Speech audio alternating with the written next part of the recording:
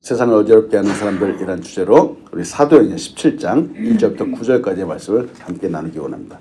하나님, 오늘도 이 말씀을 들고 은혜를 나눕니다. 하나님, 이 말씀 때문에 도전하게 인도해 주시고 이 말씀 때문에 그리스도를 믿는 그 믿음이 더 확고해질 수 있도록 인도하여 주시옵소서. 부족한 점을 감춰주시고 하나님의 영광만이 드러나게 인도하여 주시옵소서. 예수님의 이름으로 기도합니다. 아멘. 할렐루야. 오늘도 성령의 충만한 역사가 우리의 삶 가운데 가득하기를 소원합니다. 우리가 사는 시대는 말이죠. 사건과 사고가 얼마나 많은지 모릅니다. 그렇죠? 하루에도 눈 뜨고 나면은 뉴스마다 세상에 어디가 사건이 터졌다느니 무슨 범죄가 있었다느니 말이죠. 그래서 어떤 일은 마치 초능력 같아서 과학적으로 확인할 수 없는 엄청난 일들이 벌어지기도 해요. 네, 또 금방 말씀드렸다시피 어떤 일은 인간의 탈을 수도 어떻게 그런 일을 할 수 있지? 라고 하는 경악을 금할 수 없는 그런 범죄와 같은 일들도 수시로 일어납니다. 자, 보십시오. 시대가 시대이니만큼 좋은 일보다는 나쁜 쪽, 살인이나 범죄 쪽으로 인간의 죄악적인 모습들이 드러날 때마다 충격을 금할 수가 없습니다. 그러나 아무리 충격적인 일들이 세상을 떠들썩하게 하고 어지럽게 한다고 하지만 저는 역사적으로 볼 때 이 일보다 더 우리의 가슴을 벅차게 하는 일은 없다라고 생각을 합니다. 무슨 일일까? 1907년 1월 14일 오후 7시 평양의 장대현 교회에서 놀라운 일이 일어났습니다. 한국인 최초의 목사님이 되는 바로 이분이 있었어요. 길선주 목사. 원래 이분은 그때까지는 장로였었어요. 이 길선주 목사님이 목사 안수를 앞두고 평안도 이 전 지역에서 몰려온 1,500명의 신자들 앞에 딱 섰습니다. 섰는데 갑자기 눈물을 뚝뚝 흘리면서 울기 시작을 하는 거예요. 울면서 이분이 고백을 했습니다. 뭐라고 고백했느냐? 나는 아간과 같은 자입니다. 나 때문에 하나님께서 축복하실 수 없었습니다. 약 1년 전 임종을 앞둔 친구가 나를 자신의 집에 불러 부탁했습니다. 길장로, 나는 곧 세상을 떠날 것 같소. 내 안에는 그만한 능력이 없으니 자네가 내 재산을 정리해주면 좋겠소. 난 그 부인 재산을 관리하던 중 욕심에 겨워 부인의 돈 100달러를 사취했습니다. 나는 하나님의 일을 방해했습니다. 내일 아침에는 그 돈을 미망인에게로 돌려드리겠습니다. 하며 자신의 잘못을 회개했습니다. 그러자 그 자리에 있던 다른 신자들 그리고 외국인 선교사 모두가 이 진솔한 길장로의 고백 때문에 울게 되었습니다. 자, 이때가 오후 7시였었는데 새벽 2시까지 선교사와 모든 교인들이 앞다퉈서 자신의 죄를 회개하면서 통성 기도를 하게 되었습니다. 선교사들은 자신의 교만과 편견을 회개했고 교인들은 선교사에 대한 미움과 질시를 뉘우쳤습니다. 회개는 또 회개를 낳고 이는 평양 대부흥 운동의 출발점이 되었습니다. 그리고 한국교회는 놀라운 성령의 역사를 경험하게 되었습니다. 이는 영적인 대각성이 되었어요. 회개운동이 일어났죠. 이때가 1월 달이었었어요. 1907년 1월 달이었는데 이 성령의 역사가 무려 6월 달까지 계속됐습니다. 놀라웠습니다. 평양의 모든 교회를 번졌고 한반도 전역을 번졌습니다. 한국을 넘어서 중국까지 영향을 주었습니다. 학교에서는 학생들이 울면서 자기들의 잘못을 고백하느라고 수업이 중단되었습니다. 또 장사를 하는 가게마다 사람들이 이전에 훔쳐갔던 돈과 물건을 돌려주러 오느라고 가게마다 아주 난리가 아니었습니다. 그래서인지 당시에 평양을 동양의 예루살렘이라고 불렀습니다. 주일이면 거의 모든 가게가 문을 닫고 예배를 드리러 갔기 때문에 거리가 한산했습니다. 이 사건 때문에 여성들의 지위가 올라갔습니다. 그리고 신분도 타파되었고 의식도 개혁되었으며 미신, 우상을 섬기는 미신도 상당수가 타파되었습니다. 그리고 세계의 선교에 대한 시각의 변동도 일어나게 되었습니다. 보세요. 죄의 고백, 뉘우침, 새로운 삶을 선언하게 되고 선포하게 되었는데 세상이 변했습니다. 세상이 변한 거예요. 여러분과 같이 나눕니다. 세상은 변화될 수 있습니다. 세상은 변화될 수 있습니다. 시간이 지날수록 세상의 분위기는 점점 좋지 않은 쪽으로 가는 것 같지만 하나님 때문에, 예수님 때문에 세상은 좋은 쪽으로 얼마든지 변화될 수 있습니다. 저는 이 사실을 믿습니다. 아멘. 그래서 저는 주일마다 하나님의 말씀을 선포하는 것입니다. 그래서 우리는 매일마다 하나님의 말씀을 보고 읽는 것입니다. 그것 때문에 우리는 매 순간마다 기도하는 것입니다. 여러분, 우리 때문에 세상이 변화되기를 축원합니다. 아멘. 변화. 보십시오. 예수님을 주로 고백한다고 하면서 변화되지 않는 것은 불가능합니다. 오늘 보았던 것처럼 복음은 우리의 존재, 우리의 신분이 하나님의 자녀로 변화되었다라고 우리에게 선포합니다. 그렇다면은 이제는 이 땅에서 우리의 생각도, 우리의 삶도 변화되어야 됩니다. 제가 그렇게 변화되었기 때문에 그렇죠. 제가 여러분의 누누이 세상에 말씀드리는 부분들이 바로 이거잖아요. 저는 예수 믿고 내가 이렇게 변했구나. 제가 제 자신을 깜짝깜짝 놀라는 거예요. 그러면서 여러분이 간증했었죠. 예수 믿고 무엇이 변했는가? 첫 번째 이게 변했어요. 저의 언어가 변한 거예요. 이제는 세상적인 언어를 사용했죠. 예수 믿은 이후에는 성경적인 언어, 믿음의 언어, 성숙의 언어들을 말하게 되었습니다. 예수 믿기 이전에 20년 전, 30년 전 쓰던 말을 지금도 사용하지 않지요? 아멘. 아멘. 그 다음 또 무엇이 변화되었을까? 저희 태도가 변화되었어요. 이제는 늘 인상 쓰고 다녔죠. 늘 불안한 마음이 그대로 얼굴에 드러나기도 했었습니다. 저는 정말 많이 보았습니다. 예수 믿은 이후에 그 인상이 달라지는 모습을 정말 많이 보았습니다.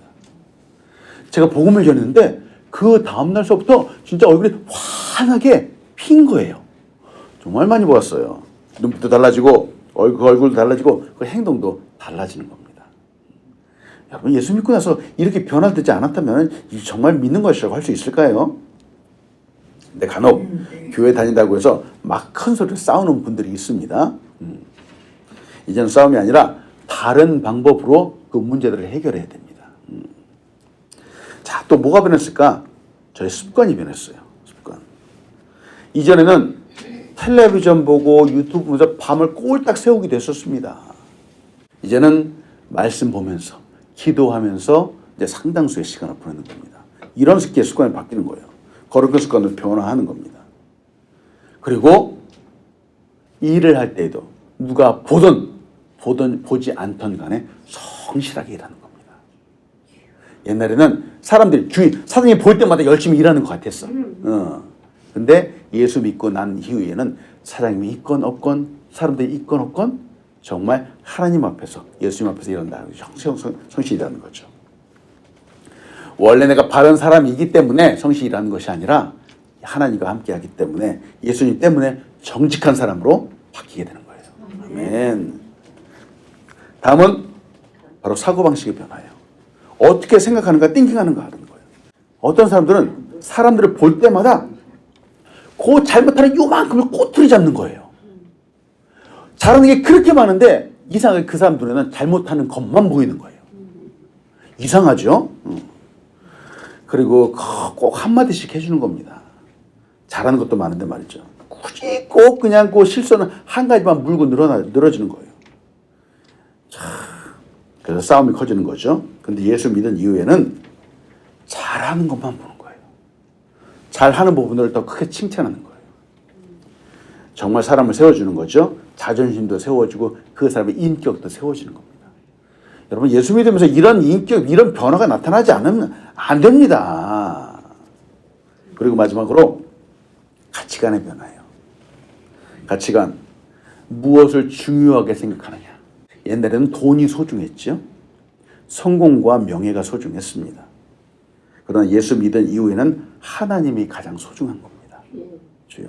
예배가 소중하고 또 하나님 말씀이 소중하고 함께 예배하는 교회 공동체가 소중한 겁니다. 여러분, 이런 변화가 우리의 삶 가운데 나타나야 돼요. 우리는 천국 간 이후로도 영원히 같이 함께 볼 사람들입니다. 여기서부터 친절하게 잘 대해주세요. 이런 변화가 저에게 나타났습니다. 예수 믿은 이후로 저에게 나타났어요. 복음을 들은 사람들은 이 세상 사람과 달라져야 됩니다. 마치 천국의 사람들처럼 변화되어야 됩니다. 보세요. 한 사람에게 이런 변화가 나타나고 또 예수 믿는 사람들에게 나타나고 결국은 사회가 바뀌고 국가가 바뀌고 세상이 바뀌는 겁니다. 이런 변화가 나타나야 되죠. 사도행전 2장 43절로 47절에 이렇게 말합니다. 사람마다 두려워하는데 사도들로 말미암아 기사와 표적들이 많이 나타나니 믿는 사람이 다 함께 있어 모든 물건을 서로 통용하고 또 재산과 소유를 다 팔아 각 사람들의 필요를 따라 나눠주며 날마다 마음을 같이하여 성전에 모이기를 힘쓰고 집에서 떡을 떼며 기쁨과 순전한 마음으로 음식을 먹고 하나님을 찬미하며 또 온 백성의 칭송을 받으니 주께서 구원받는 사람들을 날마다 더하게 하시니라. 예루살렘에 나타난 변화입니다. 놀라운 변화입니다. 당시에 예수 믿는 사람들이 모든 물건을 서로 통용했답니다. 자기의 재산을 팔기도 하고 또 소유를 팔아서 내 것이다, 네 것이다 이렇게 따지지 않았고요. 서로 다 같이 나눴다는 거예요. 이야, 놀랍죠? 그렇게 하는 것만으로 충격이었었는데 47절을 보니까 맨 밑에 보니까 지금 예수를 믿는 사람들이 어떤 변화가 나타났냐 이거예요. 또 온 백성의 칭송을 받으니 예수 믿고 교회 다닌다는 것 때문에 칭송을 받았대요.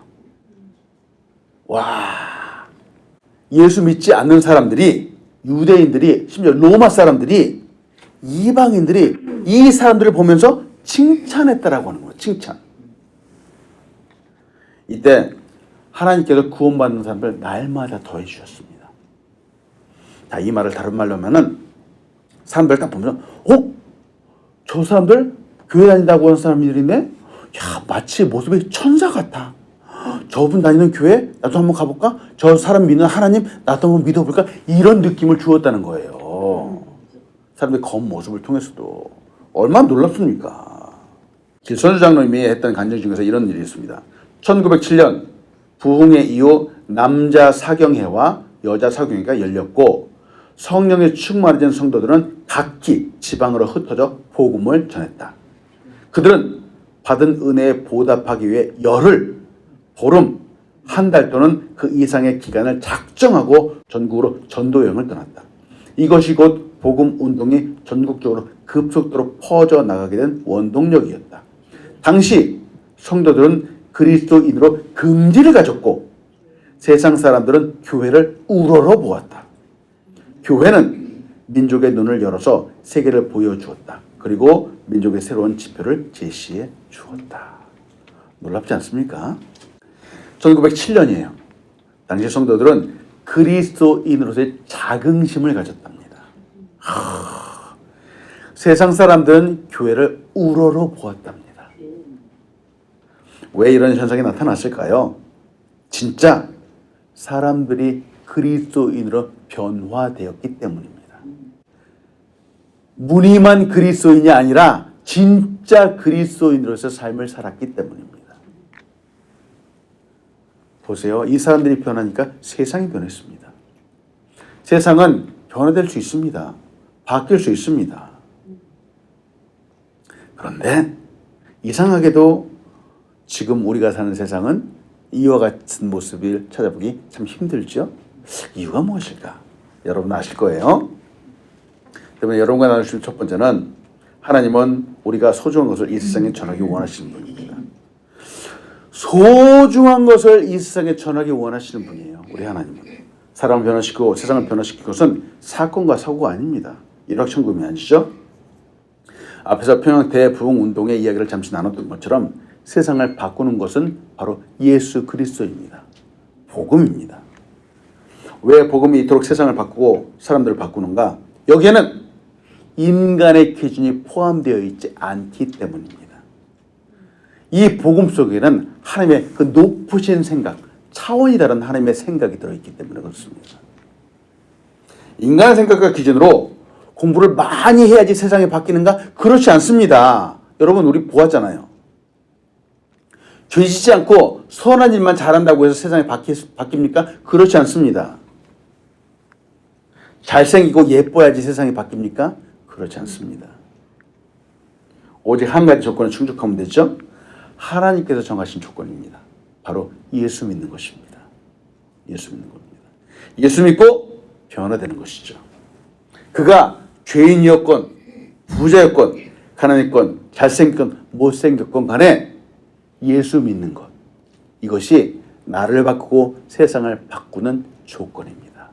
자, 로마서 10장 11절로 13절에 우리 같이 한번 읽어보겠습니다. 성경에 이르되 누구든지 그를 믿는 자는 부끄러움을 당하지 아니하리라 하니 유대인이나 헬라인이나 차별이 없습니다. 한 분이신 주께서 모든 사람의 주가 되사 그를 부르는 모든 사람에게 부요하시도다. 누구든지 주의 이름을 부르는 자는 구원을 받으리라. 아멘. 누구든지 주의 이름을 부르는 자는 구원을 받고 부끄러움을 당하지 않는다라고 성경은 말합니다. 우리는 가장 소중한 예수 그리스도를 구주로 믿는 사람들입니다. 그것도 차별 없이 이렇게 주신 은혜를 받은 사람들입니다. 아멘. 예수 그리스도 정말 소중하고 가치 있기 때문에 하나님께서 이 소중한 분을 우리에게 주셨습니다. 우리에게만 예수님이 필요한 것이 아니라 이 땅에 사는 모든 사람들에게 예수님이 필요하기 때문에 그렇죠. 오늘 본문에서는 이 소중함을 위해서 예수 그리스도의 이 복된 소식을 위해서 수고와 노력을 아끼지 않은 사람들이 등장을 합니다. 바로 바울과 실라입니다. 바울과 실라. 바울과 실라, 이 사도행전의 이야기죠. 사도행전을 성령행전이라고 말하기도 하고요. 또 전도행전이라고 말하기도 합니다. 사도행전 17장 1절부터 4절이에요. 그들이 암비볼리와 아볼로니아로 다녀가 데살로니가에 이르니 거기 유대인의 회당이 있는지라.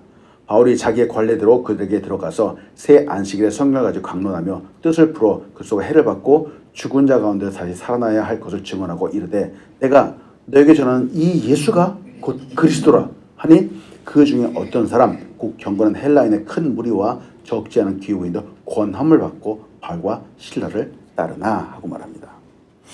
바울과 실라가 지금 전도 여행을 했습니다. 하고 있습니다.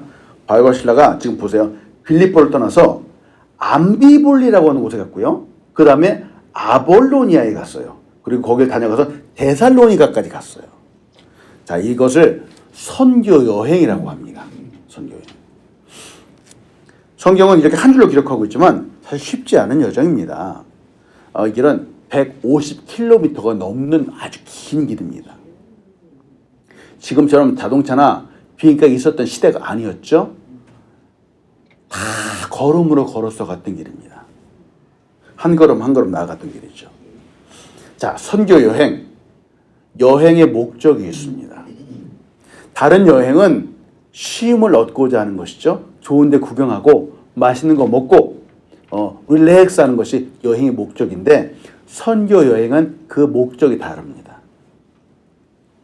선교 여행은 가장 소중한 것을 다른 사람에게 전하는 데 그 목적이 있습니다. 이게 선교 여행이에요. 소중한 것 바로 복음이겠죠. 예수 그리스도입니다. 십자가입니다. 이것을 바로 사람에게 전하는 거예요. 바울은 예수님 때문에 변화되었습니다. 이전엔 예수 믿는 사람들 잡아 죽이는 사람이었지만 이제는 예수 믿고 변화되어서 예수를 믿게 하고 더군다나 사람을 구원으로 인도하는 사람을 살리는 사람이 되었습니다. 놀라운 변화입니다. 예수를 만난 이후 바울에게 소중한 것은 바로 예수 그리스도를 통한 영혼의 구원입니다. 영혼의 구원. 그것이 가장 소중한 것이었죠. 그래서 바울은 어디를 가든지 회당에서든지 감옥에서든지 자기의 관례대로 성경을 갖고 예수가 곧 그리스도다 이렇게 전하는 겁니다. 예수가 곧 그리스도다. 복음을 전하는 것, 이것이 바로 바울의 관례 습관이라고 하는 거예요. 습관. 저는 우리에게도 이런 거룩한 습관이 있기를 소원합니다. 아멘. 바로 이거예요. 소중하니까, 소중하기 때문에 바로 예수를 낳는 거예요. 저도 그렇죠. 아까 말씀드렸죠. 저도 사람들을 볼 때마다, 그 영혼들을 볼 때마다 늘 생각하는 것이 있어요. 하나님, 저 사람이 구원받은 사람입니까? 어떻게 하면 저 사람이 예수를 믿을 수 있겠습니까? 어떻게 하면 제가 복음을 전할 수 있겠습니까? 저는 사람들을 볼 때마다 늘 이걸 생각합니다.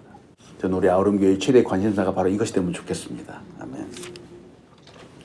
한국 민족에도 너무나도 아름답고 거룩한 습관이 있었죠. 지금 한국이 이만큼 발전할 수 있었던 이유는 바로 여기에 있다고 저는 생각을 해요. 무엇이냐? 빌리 그레엄 목사님이 이렇게 얘기를 했어요.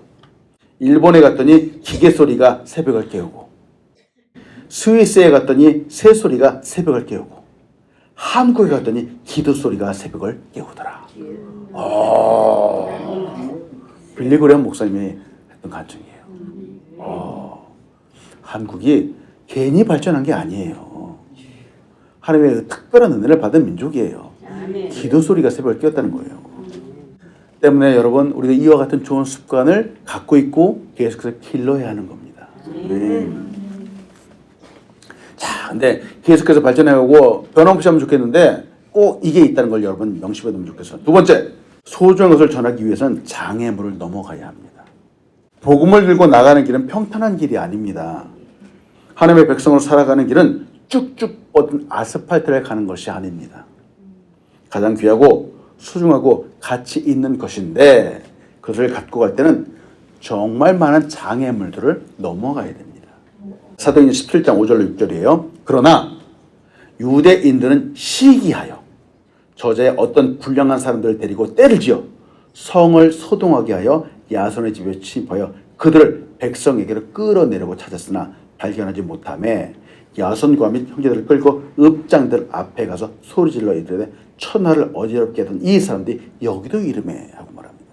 지금 유대인들은 복음을 전하는 바울과 실라, 예수 믿는 사람들을 세상을 어지럽게 하는 사람들을 매도해서 이들을 잡으려고 하는 거예요. 복음 전파에 방해가 있는 겁니다. 복된 소식, 영혼을 보는 소식인데 이 소식을 잘 듣고 구원받는 우리와 같은 사람들이 있는 반면 누구는 거부하고 또 오히려 왜곡하는 사람들이 있습니다. 방해하는 사람들도 있었습니다. 지금도 있죠. 바울과 실라를 시기한 유대인들은 바울과 실라를 가리켜서 천하를 어지럽게 하는 사람들이라고 매도했습니다. 네, 여러분, 이런 일은 이때 당시만 여기에서만 있었던 일은 아니죠.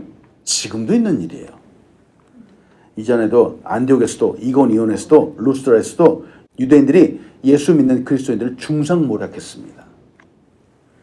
유대인들은 성경을 몰랐던 사람들이 아니잖아요. 너무 잘 알고 있는 사람들인데 바로 예수 믿는다는 것 때문에 사람들을 잡으려고 했습니다. 이들은 불량배까지 동원을 했어요. 복음을 막기 위해서. 한 가지 알아야 할 것이 있습니다. 정말로 예수 믿고 하나님 말씀에 순종하려고 한다면은, 말씀을 따라서 잘 살려고 한다면은 우리의 마음을 딱 접어두십시오. 뭐냐? 우리가 하나님 말씀에 순종하기 시작한다면은 반드시 다른 누군가는 우리의 믿음을 비난하기 시작할 겁니다. 비난하는 사람들이 있을 거예요. 자, 물론 아까도 교회가 칭송받는 사건도 있었지만 그 한편으로는 교회를 비방하고 예수 믿는 사람들을 손가락질하는 사람들이 분명히 있을 겁니다. 분명히 있을 거예요. 그렇잖아요. 교회 가려고 하는데 정말 예배 잘 드리고 하는데 아프기도 하고, 때로는 옆에 있는 누군가 가족들이 방해하기도 하고, 그런 일들이 분명히 있습니다. 여러분, 이때 가장 소중한 것을 우리에게 주신 하나님을 생각하는 우리가 되길 소원합니다. 세상은 예수 잘 믿는 사람을 비난할 수 있습니다. 그래도 우리는 변함없이 하나님의 영광을 향해서 가야 되는 거예요. 1950년도에 충청도 지방에서 실제로 있었던 일이에요. 한 농촌에 교회가 하나가 세워졌습니다. 교회가 세워져서 그 목사님이 열심히 전도해서 동네에 많은 사람들이 이제 교회에 오게 되었어요. 거기에는 면장 부인도 전도받아서 오게 되었어요. 그리고 그 중에 또 한 농부의 아내도 주일이면은 예배를 오게 되었습니다. 근데 이 농부의 아내의 남편이 문제예요. 남편이 교회를 못 가게 심하게 핍박을 하는 겁니다. 아내가 주일이면은 농촌이니까 주일도 얼마나 바쁩니까? 김도 매야 되고 막 그냥 그래야 되는데.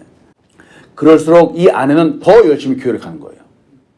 그러던 중 어느 여름 주일에 화가 잔뜩 난 남편이 막 살기가 등등해가지고 교회까지 쫓아갔어요. 쫓아가서 딱 보니까 창문 너머로 자기 아내가 딱 예배를 드리는 모습을 보았어요. 앞부분에 앉아 있었어요. 어떻게 할까 하다가 딱 눈치 보다가 사람들이 눈을 감고 기도하는 것처럼 보였어요. 때는 이때다. 그리고 교회로 딱 들어갔어요. 그리고 마누라 자기 아내 머리를 딱 끌어잡고 밖으로 그냥 끌고 나왔어요. 끌고 나와서 교회 앞에서 막 때리는 거예요. 아내를 갖다가 세상에. 막 때리고 나서 나중에 이제 분이 풀렸는데 딱 보니까 불사. 자기 아내가 아니야.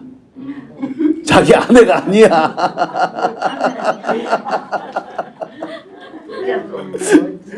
면장 부인이었어요. 아이고 어머 세상에. 면장 부인을 자기 마누라인 줄 알고 아는 줄 모시를 끌고 가서 막 때렸던 거예요. 아이고. 갑자기 깜짝 놀라서 이분이 무릎을 딱 꿇더니만 아주 그냥 벌벌 떨고 있었죠. 이 면장 부인이 이제 호령을 하기 시작합니다.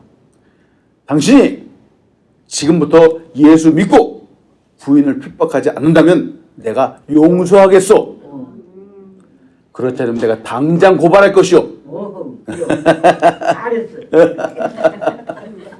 이렇게 되자 그 남자는 그 자리에서 아주 손이 발이 되도록 빌면서 내가 예수 믿겠노라고 고백을 했습니다.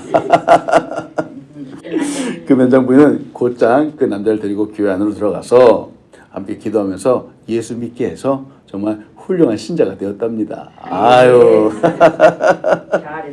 그 다음부터는 그 가정이 정말 평화를 누리게 되었죠. 보세요. 예수 믿게 되었는데 정말 뜻하지 않게 막 머리채를 잡히는 그런 상황이 올 수도 있는 거예요. 상상이나 있겠습니까? 자, 농부의 눈에는 아내가 예배드리는 교회가 마치 천하를 어지럽게 하는 사람들처럼 보였을 수도 있습니다. 근데 어쩌면 이때 비난받고 또 중상모략을 당할 때가 또 다른 영혼을 구원할 수 있는 기회가 될 수도 있음을 우리는 또 생각해야 되겠습니다. 여러분, 예수 믿는 거 쉽지 않습니다. 보세요. 면장 부인이 갑자기 이런 일을 당하는 것처럼 예수 잘 믿어도 오해받을 수 있고요. 뜻하지 않은 이런 억울한 상황들이 올 수도 있는 겁니다. 그런데 믿음으로 잘 나가면은 또 영혼도 구원할 수 있는 겁니다. 하나님이 우리에게 원하시는 것이 바로 그것이 아닐까요? 세상을 어지럽게 하는 사람들이라고 하지만 우리를 통해서 세상이 도리어 구원받는 역사가 나타나는 것이죠. 이런 역사가 우리에게 있기를 간절히 축원합니다. 아멘. 말씀했습니다. 고난과 역경을 넘어서 세상을 변화시키는 우리 그리스도인이 되기를 간절히 축원합니다. 아멘. 예수님께서 십자가를 지시기까지 사실 엄청난 고난과 박해와 방해가 있었죠. 맞아요. 우리 너무 잘 알고 있습니다. 십자가 그 자체만으로도 사실 감당하기 힘들었을 텐데 십자가를 지시라고 갈까지 엄청난 박해가 있었습니다. 그런데 우리는 그 십자가 때문에 구원을 받을 수 있었습니다. 이건 사명이죠. 십자가의 사건 때문에 우리는 구원받고 변화하게 되었습니다. 그리고 세상도 변화하게 되었습니다. 앞으로도 변화는 계속될 거예요. 자, 앞부분에 한국의 평양 대부흥 운동의 이야기를 잠깐 드렸어요. 그때 평양 대부흥 운동에 있었던 그때 그리스도인들은 누구보다도 정직한 사람들이었습니다. 그 당시에는 교회 다닌다 라고 하는 이 말은 그 사람을 믿을 수 있다는 보증수표였습니다. 때문에 교회 다닌다 그러면 사람들이 이것저것 따지지 않고 그냥 우리 가게에 와서 일하십시오 라고 했습니다. 믿을 수 있었죠. 그런데 지금은 어떤지요? 지금은 양상이 엄청 많이 달라졌습니다. 지금은 교회 다닌다라고 해도 사람들이 믿지 않습니다. 이유가 무엇일까? 이유가 무엇일까? 교회 안에도 거짓과 속임수가 들어왔고 그리스도인도 세상에서 거짓말을 하기 때문에 그렇습니다. 많이 변질되었죠. 그리스도인이 이 세상에서 더 이상 믿음, 신뢰를 줄 수 없는 대상이 되어버리기도 했습니다. 저는 우리가 다시 회복할 수 있다고 믿습니다. 다시 이전에 그리스도의 영광을 회복할 수 있다고 믿습니다. 아멘. 제가 소원하는 교회의 모습은 바로 그런 모습이에요. 교회가 이 세상을 정말 변화시키고 이 세상을 정말 아름답게 만들어가는 모습입니다. 이 모든 은혜와 축복들이 우리에게 있게 하길 축원합니다. 아멘.